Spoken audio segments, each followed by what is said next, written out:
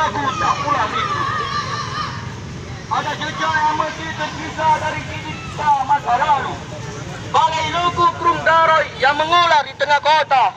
Dahulu di sana, rindu pernah kita tata, pernah kita bina. Sebelum segala mengabur bagai kupi sanger.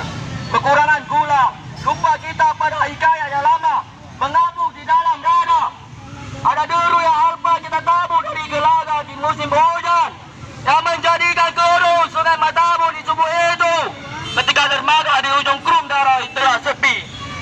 Dari nelayan dan pembeli ikan yang bertaruh nasib. Ketika fajar mati terperangkap di gelas kopi dan terlanjur basi. Ada luka yang masih tersisa dari cerita masa lalu. Balik lagi serunai gala yang merobek gendang telinga. Ketika ragu begitu dingin meriwatkan rindu. Sebab kita telah terlanjur memerincun buku untuk pertikaian yang lebih mengebu di ujung waktu. Ada dogom yang alpa kita tangkup dari gelangga di ria air yang menjadikan luruh dari air matamu di sebu itu.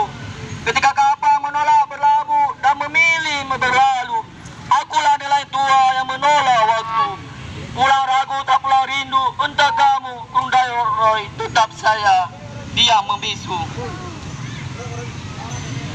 Hidup tolak rupa.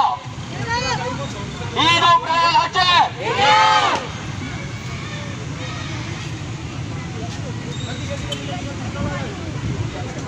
Allahu Akbar.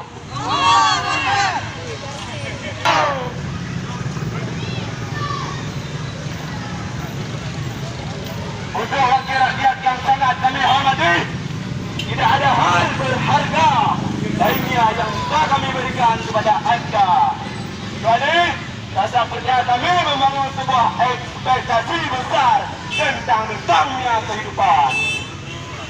Sebuah kesejahteraan, makmur dan damainya hidup berkeadilan. Dan hal yang paling kami takutkan sekaligus menghancurkan adalah kekecewaan tangan kalian yang kami anggap belantara. Ternyata penuh dusta dan kepentingan individu semata. Di mana akal yang kalian berikan? Di mana? Di mana akal awal tentang janji ketentraman yang akan kalian berikan? Jika saat kalian jadi penghuni di rumah ini, justru kami pintu memberikan kami mati.